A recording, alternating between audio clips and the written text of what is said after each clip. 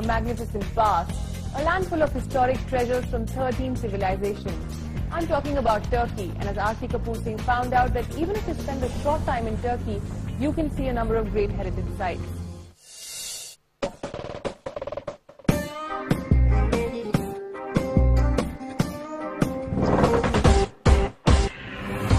Fancy living in the past or celebrating the present? Can't make up your mind?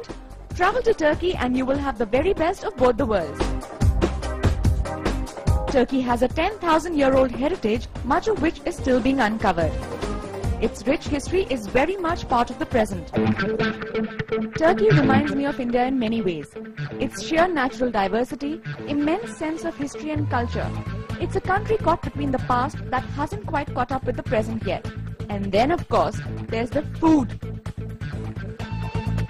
So this is my lamb sheesh. Most of the food that we have on this table is quite similar to Indian cuisine. And since Istanbul was a prominent town on the spice route, the blandness of the West does not exist in this cuisine, and I'm really loving it.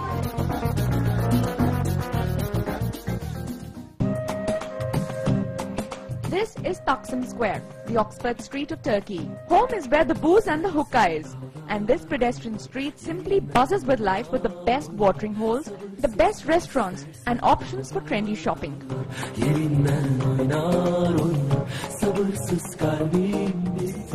Great Turkish music, loads of trinkets. I couldn't have been happier.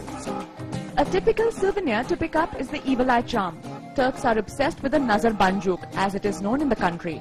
Turks also believe that this protects you from the covetous eyes of friends and strangers. The people are as much a part of the sightseeing as the monuments. Taksim is perhaps the most crowded area of Istanbul. And you can see not just natives but people from varied nationalities. Napoleon had once said if the world had to have one capital, it had to be Istanbul. And when I see the crowds behind me, I am convinced. This is Istiklal Street, which was actually a busy street during the Ottoman Empire as well. And now, as you can see, this is the natural side, this is the normal side on a daily evening. What is a visit to Turkey without being an audience to belly dancing of all kinds?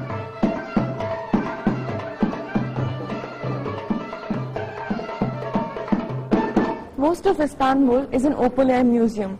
What I'm about to see now is a very important part of the Ottoman Empire, the home and the harem of the Ottoman Sultans, the Topkapi Palace. The grounds are delightful and peppered generously with greenery. The palace boasts of the finest jewelry, weapons and playthings of the sultans amidst classic Byzantine architecture. Make sure the harem isn't closed the day you visit. The entertainment and cultural capital of Turkey is a delightful city of contrasts. Ruins suddenly emerge in the midst of spanking modern structures. The architecture of the Grand Sultan Ahmed Mosque is overwhelming. Built between 1609 and 1616 by Sultan Ahmed, it is known as the Blue Mosque because of its predominantly blue interior paintwork and strikingly beautiful hand-painted Iznik tiles. The 43-meter-high dome, more than 200 intricate stained glass windows, and 20,000 handmade tiles from Iznik come together in brilliant visual harmony.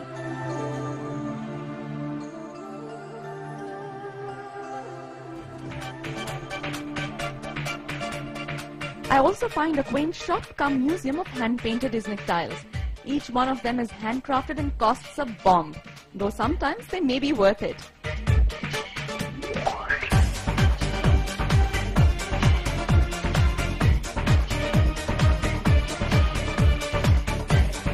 By now, I'm itching to spend some lira. A trip to any city or a city tour is never finished without a trip to the shopping area, and that's exactly where I'm headed. The Grand Bazaar is the ultimate medieval shopping center with 4,000 shops. Great fun whether you buy or just browse. And what to pick here? Depending on your pocket, right from handicrafts to expensive jewelry.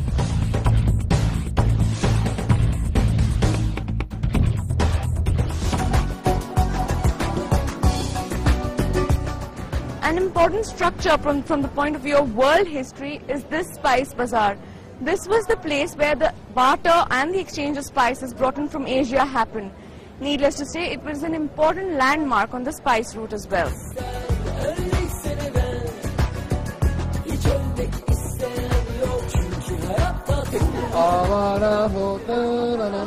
And I will always have Bollywood to thank for some great bargains.